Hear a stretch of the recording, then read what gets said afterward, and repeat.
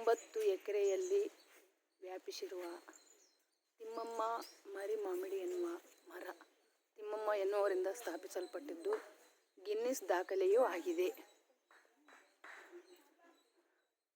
ಇದರ ಇತಿಹಾಸ ಬಹಳ ಅದ್ಭುತವಾಗಿರುವಂಥದ್ದು. ಐತಿಹಾಸಿಕ ಹಾಗೂ ಪೌರಾಣಿಕ ಹಿನ್ನೆಲೆ ಇರುವ ಈ ಮರವನ್ನು ಹಚ್ಚಿದವರು ತಿಮ್ಮಮ್ಮ ಅನ್ನುವ ಒಬ್ಬ ಮಹಿಳೆ. ಅವಳ ಆಶಯದಂತೆ ಇದು ಅದ್ಭುತವಾಗಿ ಬೆಳೆದು ಇವತ್ತಿಗೂ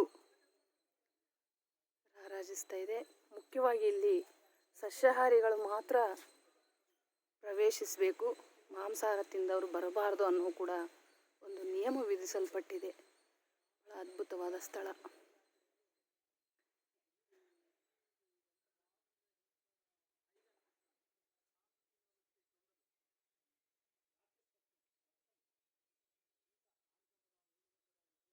ಆಂಧ್ರದಲ್ಲಿದೆ.